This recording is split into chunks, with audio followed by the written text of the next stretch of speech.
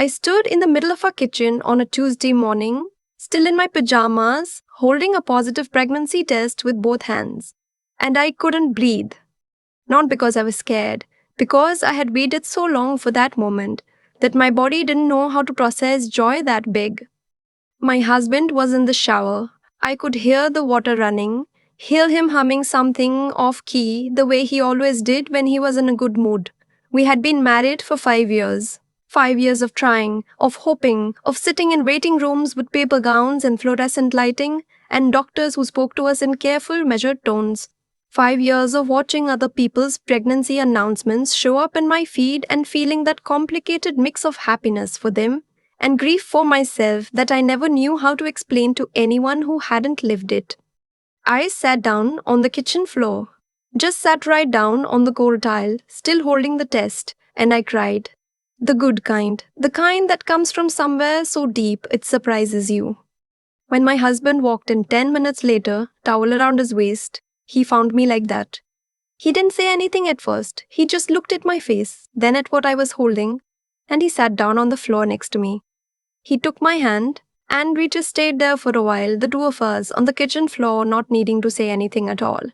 His name is Cole. We met at a work conference in Chicago 8 years ago.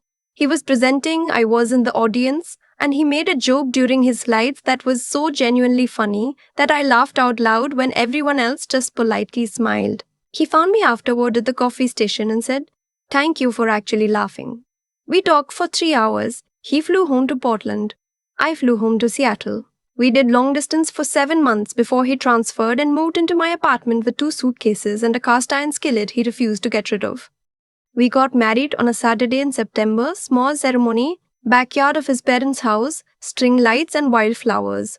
My sister did my makeup, his college roommate played guitar. It was exactly what we wanted. The infertility came as a slow revelation. The first year, we weren't really trying, just not preventing. The second year, we started paying attention to timing. The third year, we started seeing specialists. By year 4, I knew more about my own reproductive system than I ever wanted to, had done 2 rounds of IUI, and had cried in more medical parking lots than I could count. The miscarriage in year 4 was the hardest. We don't talk about that much, but it happened and we held each other through it, and somehow we came out the other side still holding hands.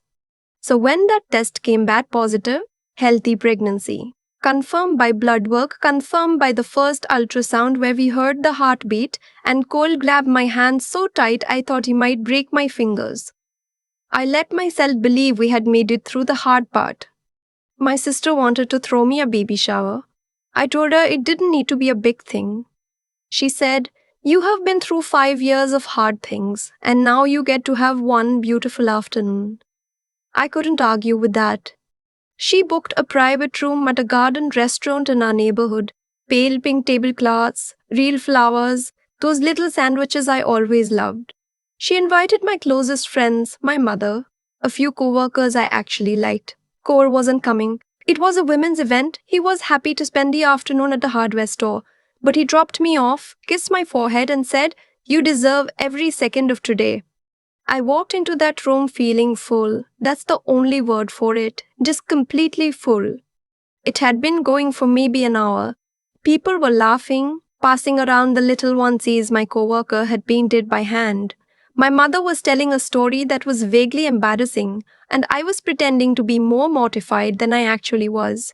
The afternoon felt soft, easy, like something out of a magazine. Then the door opened. I noticed her because the room went slightly quiet. Not dramatically, just that subtle shift that happens when someone enters a space and doesn't quite fit the energy of it. She was maybe 25, dark-haired, wearing a floral dress. She was visibly pregnant. Not as far along as me, but enough that it was obvious. I thought she had the wrong room. I genuinely thought that.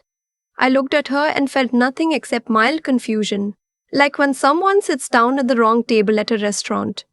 She looked around the room slowly, then her eyes landed on me. She walked toward me.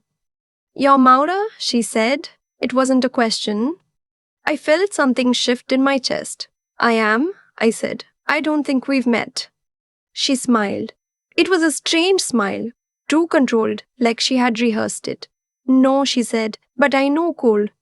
The room was quiet now. Actually quiet. I could feel everyone watching without wanting to be caught watching. Okay, I said carefully. How do you know my husband? She looked at me for a moment.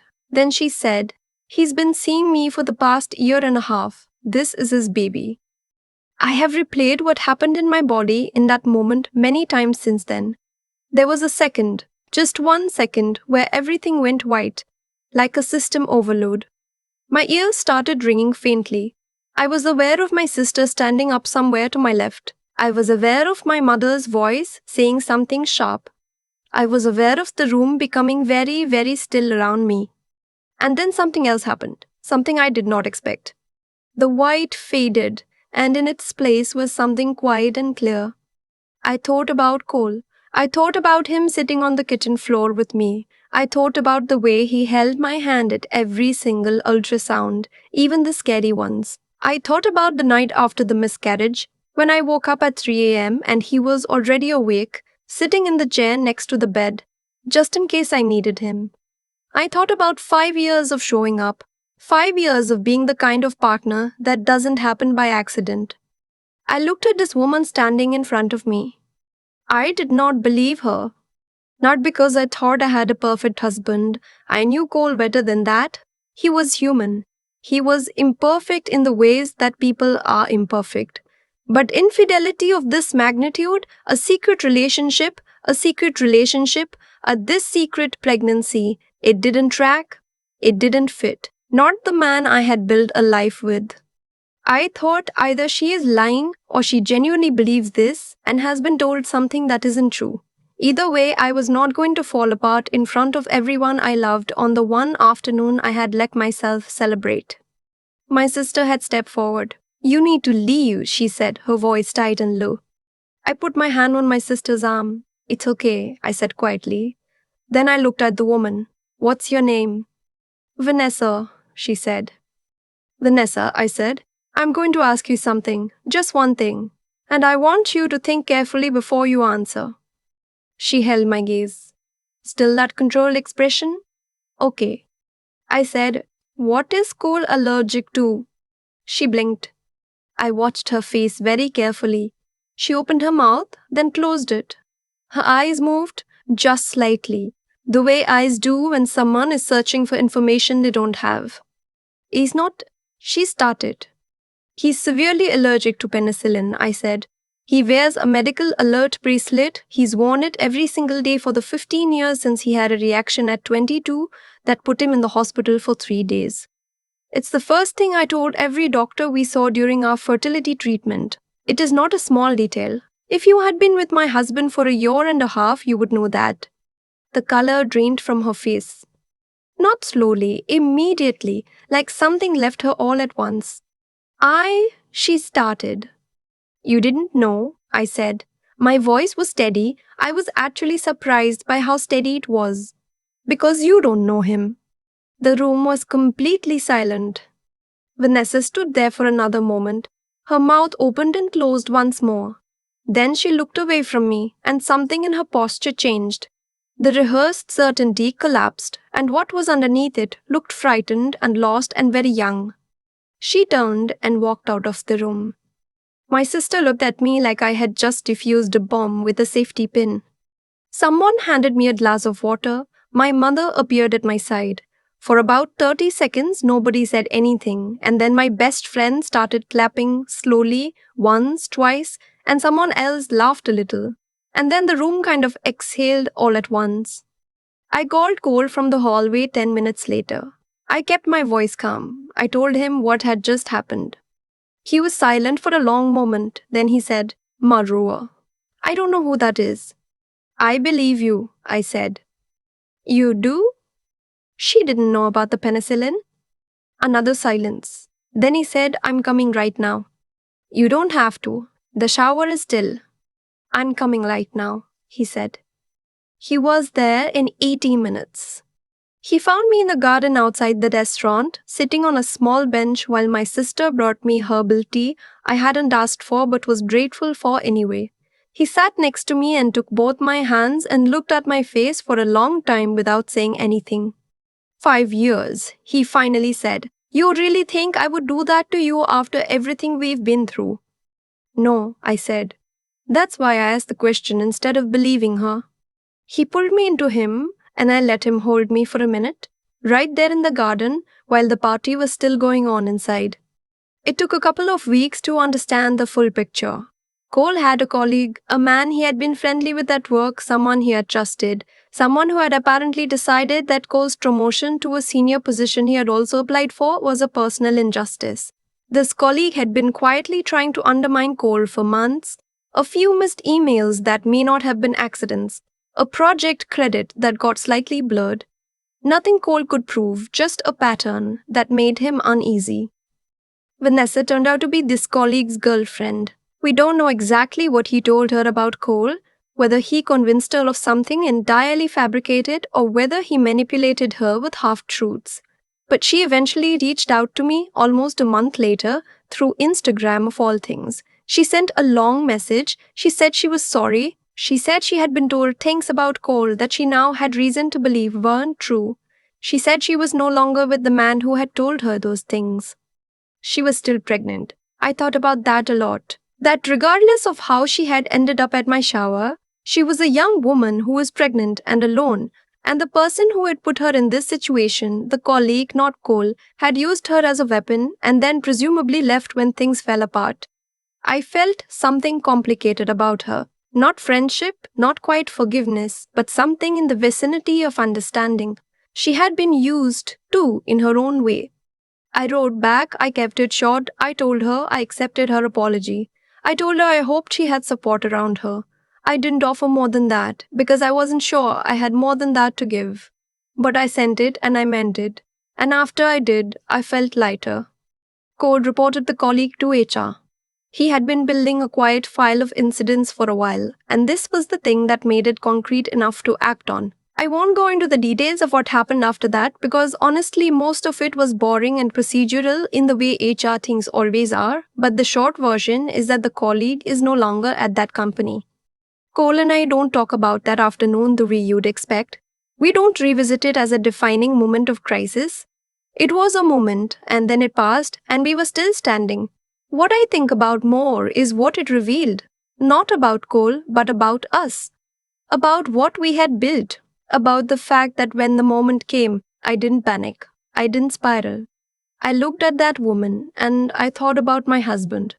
And I knew there's a version of that story where I don't ask the question, where the shock is so overwhelming that I react before I think, where I say something I can't take back or believe something I can't unbelieve. And the damage to my marriage starts from that moment rather than from the outside force trying to cause it. That version exists. I know it does. I've thought about it. But that's not what happened. What happened is that I had 5 years of evidence. 5 years of watching someone show up for me in ways that were quiet and consistent and unglamorous. The 3 a.m. sitting in the chair, the medical waiting rooms, the kitchen floor. And when it counted, that evidence outweighed a stranger's claim. Our daughter was born in August. We named her June after I caught myself. We almost named her something traditional and then Cole said, "What about June?" And it sounded like a summer morning and we both immediately knew. She has his forehead and my stubborn streak and an opinion about everything already, at 4 months old. And every single day I look at her and think about the kitchen floor and the positive test and the 5 years that made the 4 months possible. And I think we made it. Not perfectly, not without scars, but together. That is more than enough. I keep coming back to the kitchen floor. Not the shower, not the confrontation, not the moment Vanessa's face went pale and she walked out of the room. The kitchen floor. Me in my pajamas, sitting on cold tile, holding a positive test with both hands, crying the kind of tears that surprise you. That's the image I return to when I want to understand what happened and why it went the way it did. 5 years of hard things had already happened before that afternoon at the restaurant. 5 years of waiting rooms and paperwork and grief I didn't always have language for. And somewhere inside all of that, Cole and I had built something. Not because we were exceptional people, not because our marriage was perfect, but because we kept choosing to show up for each other, for the truth, even when it was easier not to. I think that's what people miss when they hear a story like this. They focus on the confrontation, on the question, on the dramatic moment. But the dramatic moment was only possible because of everything that came before it. The thousand quiet moments that told me who my husband was. The 3 a.m. chair, the hand holding in parking lots, the kitchen floor. Those weren't romantic gestures, they were evidence. And when Vanessa stood in front of me and made her claim, I had 5 years of evidence on the other side of the scale. That's not faith in the blind sense. That's something sharper. It's what happens when you've paid attention, really paid attention, to the person you chose. When you've been honest enough with yourself to know the difference between a fear you're projecting and a truth you're reading. I could have panicked. I could have believed her or half believed her, which would have done the same damage. Instead, I got quiet. I thought, and I asked one question I already knew the answer to. There's something to that. The choice to think before reacting. To trust your own accumulated knowledge of a person over the noise of a single moment. That kind of clarity doesn't come from nowhere. It comes from years of paying honest attention and from the discipline of not letting fear make your decisions for you. And Vanessa, I've thought about her more than people might expect. She was used. Someone handed her a story, pointed her at my baby shower, and she walked in carrying it. Whatever she believed in that room, she walked out of it alone. The person who had weaponized her wasn't waiting outside to support her. That's the cost of choosing to be someone else's instrument. You do the damage and absorb the consequences while they walk away clean. She figured that out eventually. Her apology told me she had. What I want to remember, what I want to hold on to, is that the truth has a kind of staying power that lies don't. Not always immediately, not always loudly, but it holds. It held in that room. It held in the weeks after when the full picture became clear. It held in August when our daughter was born and we named her June because it sounded like a summer morning and we both just knew. I sat on the kitchen floor once and cried because I couldn't believe we had finally made it, and I still can't sometimes. But we did. That's enough. That has always been enough.